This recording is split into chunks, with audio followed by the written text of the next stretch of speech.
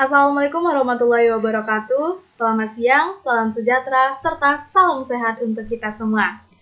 Perkenalkan, saya Nanda Frimelta, mahasiswi program studi akuntansi Fakultas Ekonomi dan Bisnis Universitas Jambi. Di video kali ini, saya akan memaparkan suatu materi yang menarik, yaitu mengenai pengantar akuntansi keperlakuan, di mana materi ini masih berkaitan dengan mata kuliah akuntansi keperlakuan yang diampu oleh Bapak Dr. Wirmi Eka Putra SEMSI CAQNR CSRS, tepatnya di ruang 09 Program Studi Akuntansi Universitas Jambi. Semoga dengan video ini teman-teman lebih dapat mudah memahami mengenai materi pengantar akuntansi keperlakuan. Selamat menyimak. Pertama, kita akan membahas mengenai topik pembahasan yang masih berkaitan dengan ilmu akuntansi keperlakuan. Pertama, kita akan membahas mengenai ilmu akuntansi, definisi akuntansi keperlakuan, tujuan dan peran akuntansi keperlakuan, sejarah akuntansi keperlakuan, ruang lingkup akuntansi keperlakuan, dan juga pandangan akuntansi keperlakuan. Langsung saja kita masuki materi yang pertama, yaitu mengenai ilmu akuntansi. Ayo teman-teman udah pada tahu belum definisi dari ilmu akuntansi? Ilmu akuntansi merupakan suatu ilmu yang di dalamnya berisi bagaimana proses pemikiran sehingga dihasilkan suatu kerangka konseptual yang mencakup prinsip, standar, metode, dan teknik serta prosedur yang akan dijadikan landasan dalam pelaporan keuangan serta informasi-informasi lainnya untuk melaporkan keadaan keuangan dari suatu kesatuan usaha atau yang lebih kita kenal adalah dari suatu perusahaan. Jadi itu merupakan definisi dari ilmu akuntansi. Nah, definisi lainnya juga memberikan gambaran bahwa ilmu akuntansi ini adalah suatu seni atau juga pencatatan. Selanjutnya, tujuan akuntansi. Nah, untuk apa sih adanya ilmu akuntansi? Tujuan utama akuntansi adalah menyajikan informasi ekonomi dari suatu kesatuan ekonomi kepada pihak-pihak yang berkepentingan. Informasi tersebut dapat berupa laporan keuangan seperti laporan laba rugi, laporan kas, laporan perubahan modal, sampai dengan neraca. Untuk mempersiapkan laporan keuangan yang akurat agar dapat dimanfaatkan oleh pimpinan, manajer, pengambilan kebijakan, dan pihak berkepentingan lainnya seperti investor atau pemegang saham, kreditur, atau pemilik. Pencatatan harian yang terlibat dalam proses ini dikenal dengan istilah pembukuan.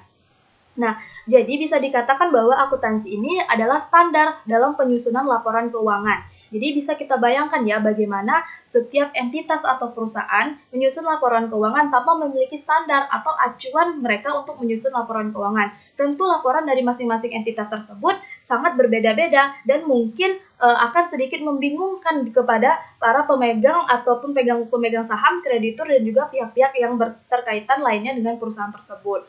Misalnya, investor ingin menanamkan modalnya kepada perusahaan A dan juga perusahaan B, tetapi kedua perusahaan tersebut memiliki laporan keuangan yang berbeda, maka pihak dari pemegang saham atau investor akan bingung untuk menilai dan juga mengevaluasi bagaimana kondisi perusahaan tersebut untuk membandingkan kesehatan daripada keuangan perusahaan tersebut. Jadi dengan adanya tujuan akuntansi ini, mereka memiliki acuan dalam membuat sebuah laporan keuangan. Selanjutnya, yaitu mengenai jenis akuntansi. Nah, yang saya paparkan ini hanya sampel ya, karena jenis-jenis akuntansi ini sangat banyak sekali teman-teman. Ini merupakan 3 dari banyaknya jenis akuntansi yang akan saya bahas sedikit atau kita kupas dari masing-masing perbedaan akuntansi ini. Yang pertama adalah akuntansi keuangan. Teman-teman tentu pasti udah tahu kan akuntansi keuangan ini, atau yang lebih dikenal adalah finansial dari suatu perusahaan. Ya, berkaitan mengenai laporan-laporan keuangan ataupun pemanfaatan sumber daya, bisa termasuk dalamnya adalah aset atau juga pengeluaran-pengeluaran dalam perusahaan. Nah, akuntansi keuangan ini pihak-pihak yang membutuhkan atau keterlibatannya adalah umumnya pihak eksternal. Siapa saja pihak eksternal? Misalnya investor atau pemegang saham, kemudian kreditur, dan juga bankir. Nah, karena bagi seorang investor, akuntansi keuangan atau informasi akuntansi keuangan ini sangat diperlukan. Gunanya apa? Gunanya untuk menilai kondisi perusahaan.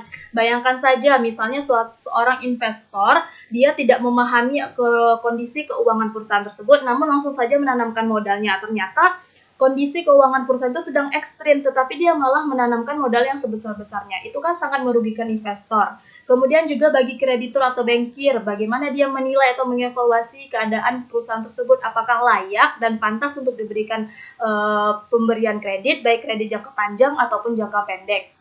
Nah, seperti itu. Takutnya nanti tanpa menilai terlebih dahulu bagaimana informasi akuntansi keuangannya, ternyata perusahaan tersebut tidak mampu mengembalikan pinjaman yang diberikannya. Dia kalau misalnya jumlahnya kecil, tapi kalau dalam perusahaan tentu nominalnya besar sekali ya, sangat berbeda dengan pinjaman-pinjaman daripada masyarakat biasa, seperti itu. Nah, untuk akuntansi manajemen, itu adalah pihak-pihak internal atau pihak-pihak yang ada di dalam perusahaan, seperti direktur, kepala divisi, atau bahkan karyawan. Sehingga dari akuntansi manajemen ini nantinya dapat mengevaluasi dan menilai kondisi di dalam perusahaan tersebut.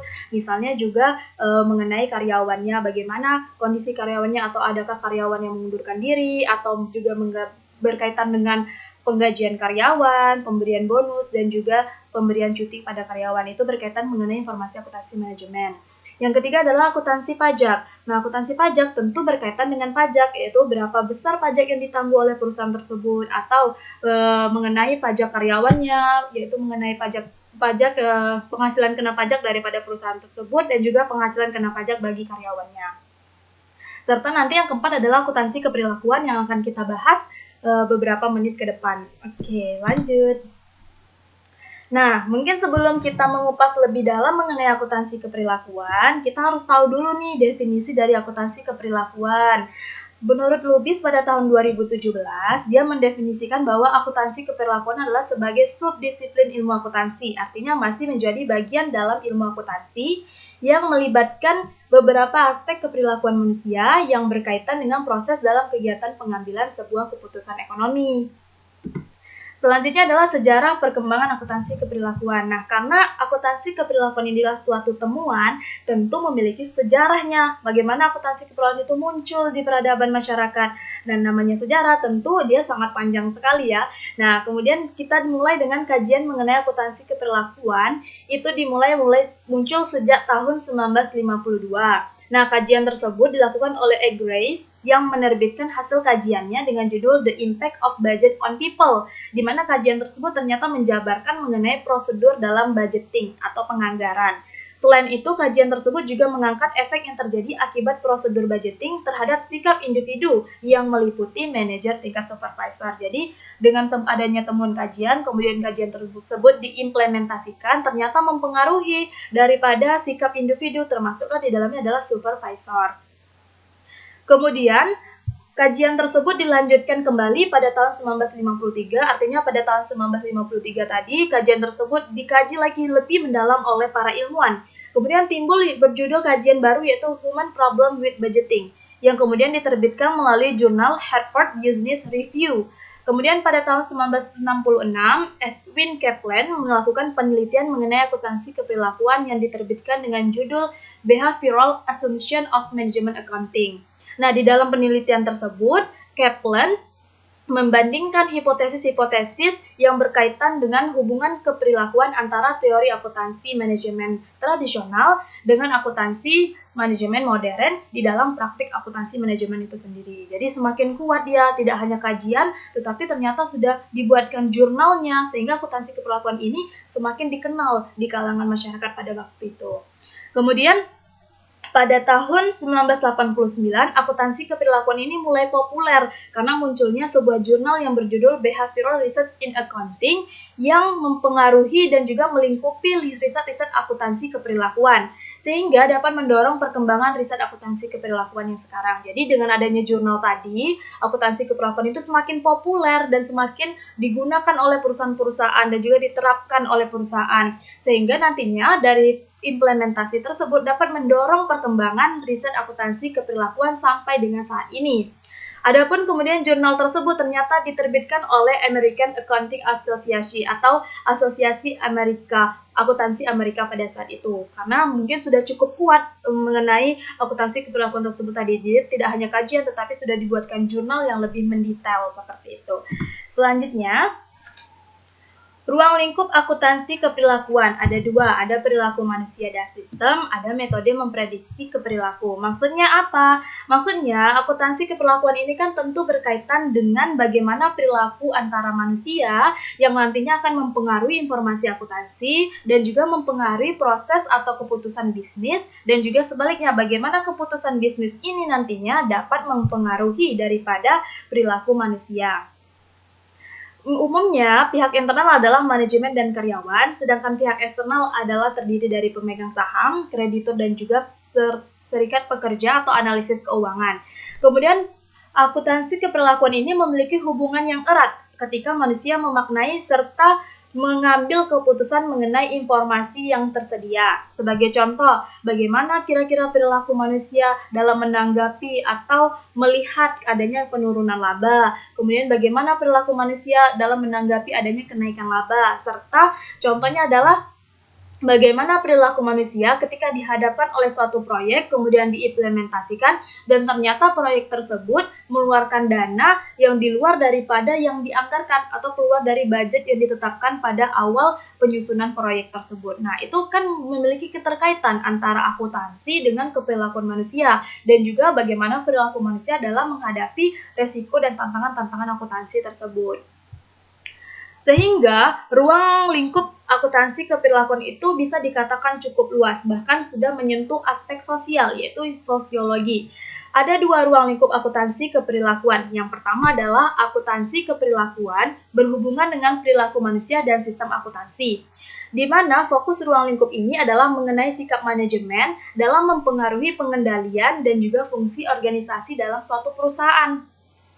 Selanjutnya, sistem akuntansi keperilakuan ini seperti dengan mempengaruhi motivasi, kemudian pengambilan keputusan, kinerja, serta produktivitas organisasi. Bahkan sudah ada nih penelitian yang dilakukan oleh Radianto pada tahun 2015 yang membuktikan bahwa pemberian motivasi kepada pekerja itu sangat menentukan tingkat pengendalian internal dalam suatu perusahaan.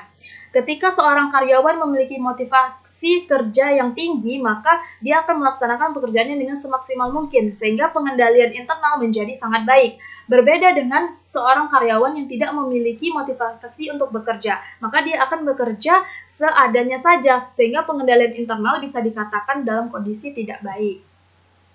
Kedua adalah akuntansi keperilakuan dapat memprediksi perilaku manusia. Bagaimana maksudnya? Nah, setelah diterapkan atau digunakan sebagai strategi untuk mempengaruhi perilaku manusia, kemudian kita melihat apakah dengan menerapkan prinsip akuntansi keperilakuan ini nantinya dapat mempengaruhi dengan bagaimana pemberian reward dan juga punishment kepada karyawan. Nah, itu kan merupakan keterkaitan antara akuntansi dengan sikap ataupun perilaku yang diberikan karyawan dalam suatu perusahaan. Maka dapat disimpulkan bahwa akuntansi keperilakuan ini bermanfaat untuk beberapa hal. Pertama, melalui akuntansi keperilakuan, maka pengguna informasi akan dapat memahami dan mengukur bagaimana dampak proses bisnis terhadap stakeholder dan kinerja organisasi. Yang kedua adalah akuntansi keperilakuan dapat menggambarkan dan mengukur perilaku individu yang berguna untuk mendukung perencanaan dan juga pengendalian strategis daripada organisasi tersebut. Selanjutnya, yaitu kita akan membahas mengenai tujuan dan peran akuntansi keperilakuan. Peran akuntansi perilaku atau keperilakuan ialah memperdalam kegunaan akuntansi tradisional dalam menyampaikan informasi terkait dengan keputusan. Untuk membuat keputusan berhasil, maka dibutuhkan laporan untuk mendapatkan informasi yang relevan sebanyak mungkin. Selanjutnya itu mengenai pandangan akuntansi keperilakuan. Nah, yang pertama adalah akuntansi konvensional. Menurut Iksan pada tahun 2005, akuntansi sebagai suatu disiplin jasa yang mampu memberikan informasi yang relevan dan tepat waktu mengenai masalah keuangan perusahaan, dan juga untuk membantu pemakai internal maupun eksternal dalam proses pengambilan keputusan ekonomi atau keputusan dalam suatu perusahaan, di mana informasi keuangan ini nantinya melalui laporan keuangan sebagai hasil dari sistem informasi keuangan atau sistem informasi akuntansi memiliki tujuan. Yang pertama, nantinya informasi akuntansi ini dapat menyediakan informasi laporan keuangan yang dapat dipercaya dan bermanfaat bagi investor serta kreditur sebagai dasar pengambilan keputusan penanaman modal dan juga pemberian kredit. Kemudian yang kedua, menyediakan informasi mengenai posisi keuangan perusahaan dengan menunjukkan sumber-sumber ekonomi atau kekayaan yang dimiliki perusahaan serta asal dari kekayaan itu. Kemudian yang ketiga adalah menyediakan informasi keuangan yang dapat menunjukkan kinerja perusahaan dalam menghasilkan laba, atau bisa dikatakan bahwa menunjukkan bagaimana kesehatan keuangan perusahaan. Kemudian yang terakhir adalah menyediakan informasi keuangan yang dapat menunjukkan kemampuan perusahaan dalam melunasi utang-utangnya. Selanjutnya adalah akuntansi sebagai suatu sistem informasi. Akuntansi sebagai suatu sistem informasi artinya keputusan-keputusan yang diambil oleh para individu, pemerintah, dan badan usaha lainnya seringkali ditentukan oleh penggunaannya berdasarkan sumber daya yang dimiliki. Tujuan utama akuntansi adalah melahirkan informasi keuangan melalui proses pencatatan, pelaporan, dan juga interpretasi atas data-data ekonomi yang digunakan sebagai pengambilan keputusan. Sedangkan sistem itu sendiri merupakan satu kesatuan yang kompleks yang dibentuk dari berbagai komponen yang tentunya saling berkaitan. Yang ketiga adalah akuntansi adalah sistem. Manajemen, pengguna, dan personal sistem diperlukan dalam pengembangan sistem. Sistem informasi yang baru juga nantinya dapat mempengaruhi atau menimbulkan hubungan kerja yang baru juga di antara karyawan yang ada, serta perubahan pekerjaan atau bahkan mungkin perubahan struktur organisasi. Yang keempat adalah akuntansi adalah informasi. Selain dari masalah sistem, akuntansi juga dapat dipandang sebagai suatu informasi. Oleh karena itu, perusahaan harus berupaya untuk mengoptimalkan peran informasi untuk mencapai tujuannya. Saat ini untuk dapat bertahan dan tumbuh, perusahaan harus menggunakan sistem informasi sesuai dengan perkembangan lingkungan bisnisnya. Jadi, dalam menjalankan suatu perusahaan, teknologi dan juga informasi harus menjadi pandangan khusus bagi suatu perusahaan agar perusahaan tersebut memang menggunakan teknologi atau informasi yang sesuai dengan keadaan atau kemampuan bisnisnya pada saat ini, dan juga untuk dapat bersaing di industri dan juga pasar, yaitu para pesaing-pesaing yang mungkin juga menggunakan informasi ataupun teknologi-teknologi terbaru. Nah, teman-teman pernah mendengar nggak sih istilah bahwa informasi akuntansi itu sering juga disebut sebagai bahasa bisnis? Maksudnya gimana sih? Nah, maksudnya adalah akuntansi ini sebagai bahasa bisnis bagi seorang akuntansi. Jika dia tidak memahami akuntansi, maka dia akan kesulitan untuk berkomunikasi. Misalnya seorang akuntan, tetapi dia tidak begitu memahami detail mengenai akuntansi tersebut. Dia akan kesulitan untuk berkomunikasi kepada investor, kreditur, atau juga bankir. Kemudian dia juga akan kesulitan untuk mendeskripsikan mengenai kondisi perusahaan tersebut, karena dia memang tidak, bahkan mengenai dasar-dasar akuntansi pun tidak paham. Maka dari itu, sebelum kita menjalankan bisnis, sebaiknya kita harus paham terlebih dahulu mengenai akuntansi, karena akuntansi ini sebagai bahasa bisnis akan mempermudahkan kita untuk berkomunikasi kepada pihak-pihak yang berkepentingan yang akan kita hadapi dalam melakukan proses akuntansi tersebut. Kemudian informasi penting mengenai kegiatan ekonomi. Dengan demikian sistem informasi akuntansi dibangun di sekitar aktivitas bisnis. Kemudian perusahaan dengan struktur tertentu dalam suatu organisasi. Kemudian juga desain sistem yang baik meliputi prosedur untuk mengukur, mencatat, dan juga menyimpulkan peristiwa ekonomi, serta mengizinkan perolehan data yang relevan untuk pelaporan eksternal maupun internal. Baik, ternyata sudah sampai di penghujung slide, atau ini merupakan slide terakhir yang berisikan kata terima kasih. Ya, saya ucapkan juga terima kasih kepada teman-teman yang mungkin sudah menonton video ini dari awal sampai dengan akhir video. Semoga video ini tentunya dapat bermanfaat untuk teman-teman dan juga untuk kita semua. Semoga dengan pemaparan materi tadi teman-teman dapat mengambil sedikit tidak banyaknya informasi-informasi atau ilmu-ilmu berkaitan dengan akuntansi keperilakuan, dan diharapkan juga dengan video ini teman-teman dapat terbantu untuk memahami mengenai ilmu akuntansi keperilakuan. Baik, sekali lagi saya ucapkan terima kasih atas perhatian dan juga waktu yang telah diluangkan oleh teman-teman untuk menonton video kali ini. Saya Nanda Primelta, pamit undur diri. Wassalamualaikum warahmatullahi wabarakatuh.